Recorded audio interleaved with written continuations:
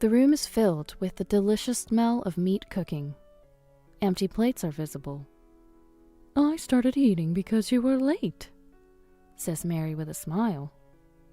"I was hungry, so I ate first. Surprisingly good, despite how it looks, haha," laughs Tom, beer in hand.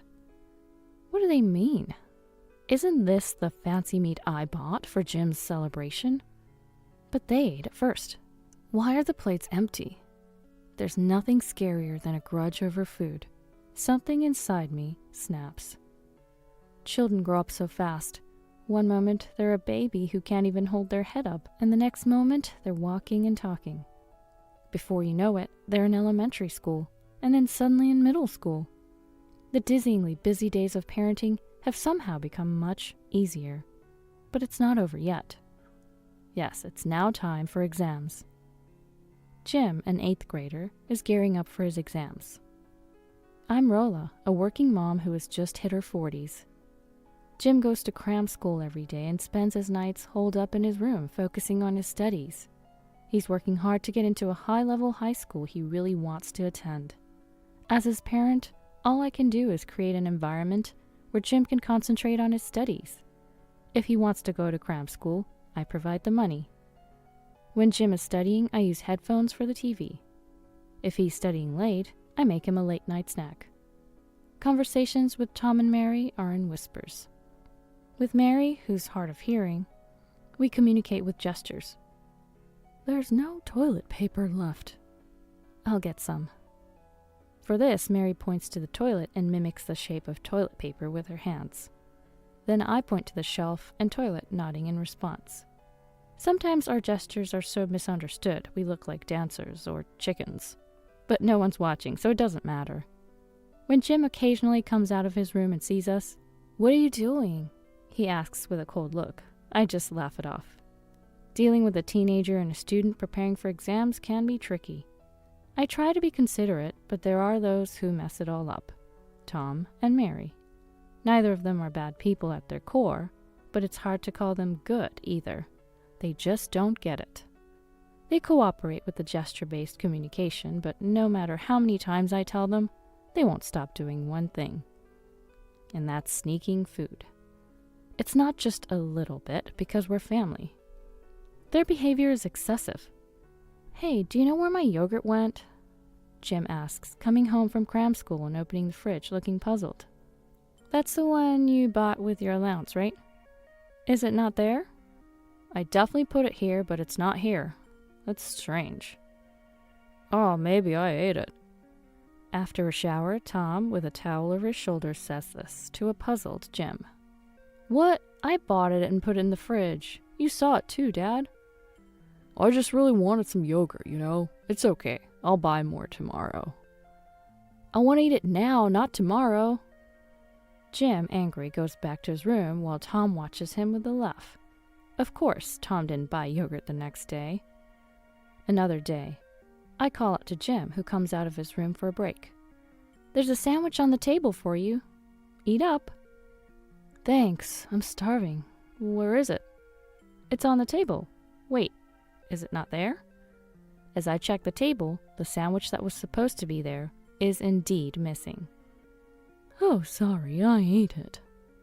Mary's voice comes from behind me. I turn around in surprise, and there she is, smiling innocently.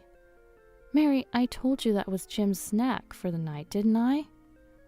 "Yeah, I know, but I was just so hungry. Rolla, can you make another one?" Mary asks without any hint of apology and returns to her room. I think to myself, shouldn't the person who ate it make another one, or at least prepare their own? Such things are a daily occurrence. Every day something gets eaten by Tom or Mary, even if it's labeled with a name or a note. Tom offers a casual apology with a sorry. Mary just laughs it off with a couldn't help it. Jim and I are exasperated with these two. It's somewhat forgivable if it's just a little something, but it's more serious when they eat things meant for the next day. Like lunch. I work and mornings are hectic, so I prepare a lunch the night before to just pack it in the morning. Knowing Tom and Mary's behavior, I always put a big "do not eat" note on the Tupperware containing the lunch. But it's been eaten again. They eat it anyway, those gluttonous two. Why do you eat it when it's clearly marked for the lunchbox? I don't know, maybe Mom. Don't talk with Caesar dressing on your lips. The Caesar salad is completely gone. Come on, Rolla, no need to get so mad. It's just a Caesar salad, right, Tom? Mary, maybe say that after you wipe the chicken off your cheek. There's nothing left for the main dish. Such incidents really frustrate me in the busy mornings. Even I start speaking harshly, but Tom and Mary don't seem to like that. What's with that tone? I'm buying the ingredients with my money, right? What's wrong with me eating it? That's Tom. The grocery money comes from my part-time job. And me. I'm paying for everything else, so it's the same as paying for groceries, right? Tom said. But your lunch boxes won't have anything in them, I retort. Just make something up, it's not that hard. Tom says back. There's no way I can do that when I don't have time, I explain. Mary joined our argument, naturally defending Tom. In the old days, I used to get up early and work hard to make packed lunches. You're trying to get away with making something cold for Tom and my grandson. I'm telling you that's not good. You should be thanking me. What should I be thankful for? I'm working and don't have time, I say back. Are you mocking me for being a housewife? What a terrible daughter-in-law, Mary said. How does it come to that? I'm doing my best in my own way. Please don't get in my way. No matter what I say, Tom and Mary just don't understand. They both just get annoyingly angry. And the next day, the make-ahead meals are gone again. Frankly, I couldn't care less about Tom's lunch.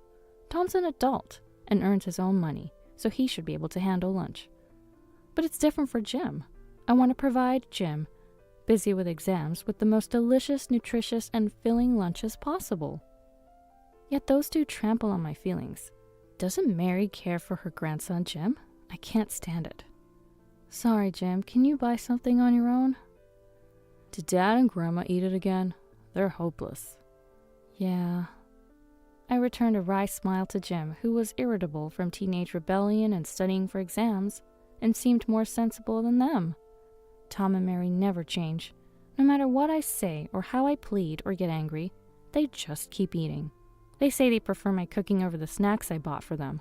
It makes no sense. I was getting tired of the daily battles with Tom and Mary. Then, finally, a ray of light shone on our home. Jim passed his first choice high school. Congratulations, Jim. You did so well. Hey, don't cry, Mom. Jim was taken aback as I started crying with happiness when I saw the list of successful candidates on the computer screen. Even as he said that, he was grinning, clearly happy. He worked so hard. The effort of making fake sandwiches to escape from Tom and Mary was worth it. Or rather, they got tired of the sandwiches I made for them and ended up finding and devouring Jim's hidden portion too. I was really furious. Once driven to desperation, I made so much food that they couldn't possibly finish it, only to find them full the next morning. Tom is one thing, but it's amazing how much Mary can eat at her age. It's either sheer stubbornness or determination. Well done, Jim, for persevering through all these hurdles. Jim, you did great. Mary, who had been quite the nuisance, seemed genuinely happy about her grandson's success, tears of joy in her eyes. Give me back my sandwich. There are grudges, sure, but let's forget those today. It's a day to celebrate. What do you want to eat to celebrate, Jim? Meat? Such a boyish response. Well, it's his favorite after all. Boys and their meat. All right then. I just got paid yesterday. Okay, let's splurge today. I'm off to shop. I sent a message to Tom and hurried out to shop. Splurged on prime beef. First time buying it at a specialty store. Well, prime beef is expensive. I've only ever had no-name domestic beef before. The sight of the red and white marbling makes my mouth water. But the prime beef is just for Jim. Tom and Mary get the no-name domestic, and I get the cheap imported kind. Can't help it, that's our financial situation. Cooking such good meat was nerve-wracking. First, I finished preparing the salad and soup. Then Tom came home. I'm home. That smells good. Welcome home. Sadly, the prime beef is only for Jim. What? None for us? Our budget doesn't allow for it. You and Mary get domestic. I'm even having cheaper meat, so bear with it. What's that? So stingy. I wanted to tell him to pay for it himself, but held back. Didn't want to spoil the celebratory mood, because of Tom. Just as I was about to cook the meat, Tom had another demand. If I can't have good meat, at least give me a decent beer. We only have cheap beer at home. Sorry, didn't buy any. What? At least you could have bought that. I'll pay, go get it. Now? What's the point if I can't have it with the meat? All right. Didn't want any argument to ruin the atmosphere. So reluctantly, I went to buy it. Then, Mom, I'll go too. Want some snacks for after the meal? Jim said, joining me. Shall I go buy them? No, I want to pick them myself. When was the last time I walked alone with Jim? His face seemed unusually gentle, perhaps relieved after his exams. Walking with him, I almost teared up, remembering his childhood. True to form, Tom and Mary did not disappoint with their predictable behavior. We felt something was off the moment we entered home after shopping. What's this smell? Jim, who entered first, noticed it. Huh? Is that the smell of meat cooking? I realized it too. The uncooked meat was somehow emitting a savory aroma. What's going on? Rushing into the living room, we found... Welcome back. We got hungry and started eating since you were late. Mary, smiling. You were late. We got hungry and started eating first. There's some weird-looking meat, but despite its looks, it was surprisingly tasty, haha. Tom said, laughing with a cheap beer in hand. Who was it that wanted a decent beer again? And there in the kitchen was an empty tray, every piece of meat gone. The prime beef, the domestic, and the cheap meat. The table was a mess of scattered food. Plates left with nothing but the delicious smell. Did you eat it all? Huh? No way. That wasn't enough for all of us, right? We ate our share, so you guys should eat up too. I don't know where it is, though. Exactly. Hurry up. Poor Jim must be hungry, right? Our sweet grandchild is starving. Go cook some meat for him. We only found our portion in the fridge. Don't know where yours is. What is this? What kind of joke is this? This is too much. This is a celebration for Jim. Jim, who worked hard on his exams.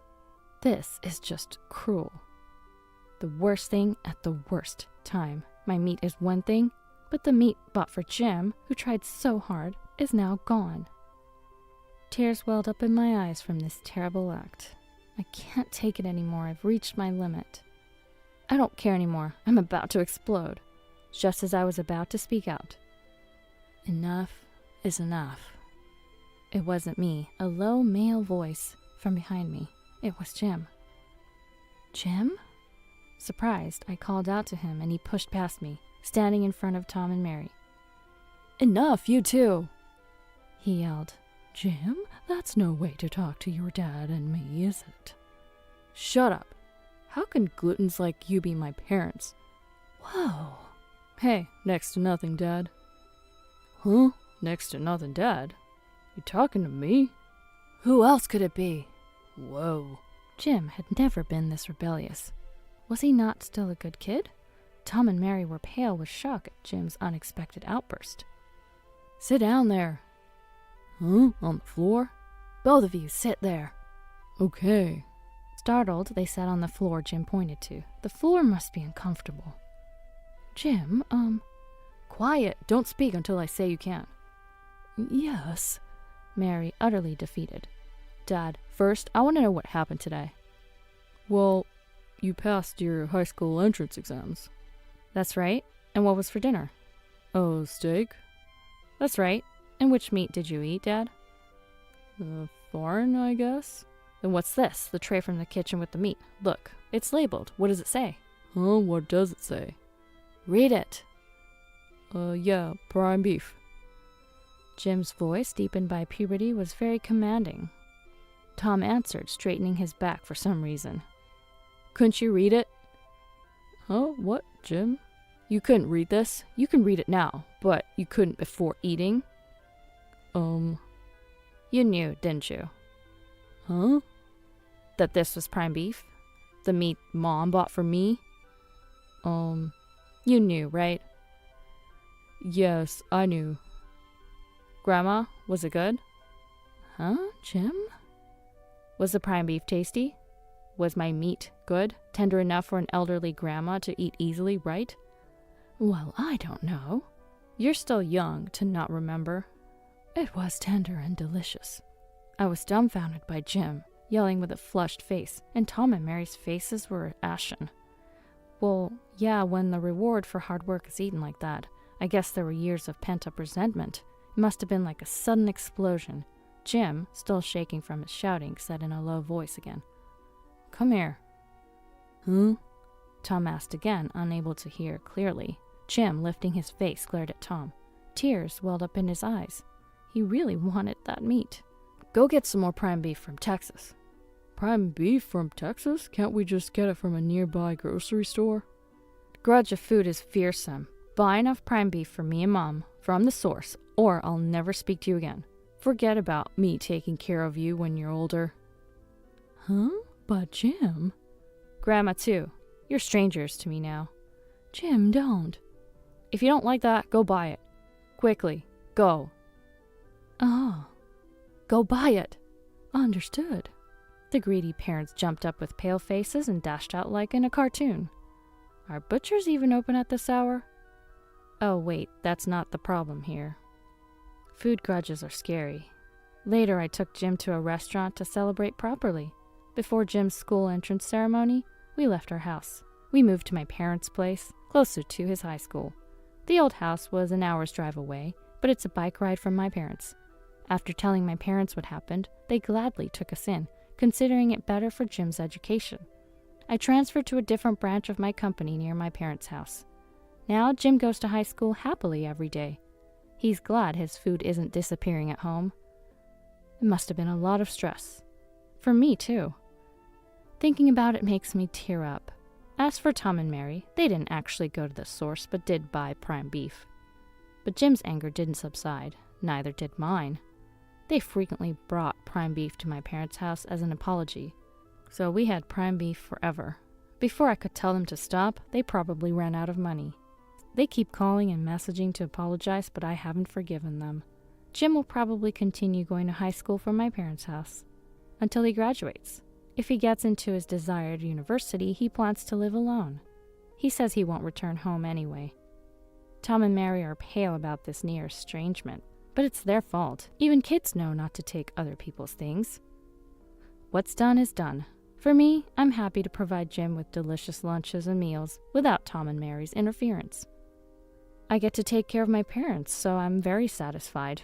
If Jim doesn't return, maybe I don't need to either. Not sure if we'll divorce or reconcile, but I'll never forgive what was done. Even if I live with Tom again, I'll keep bringing it up. I don't think Tom could withstand that. He needs to learn how scary a food grudge is.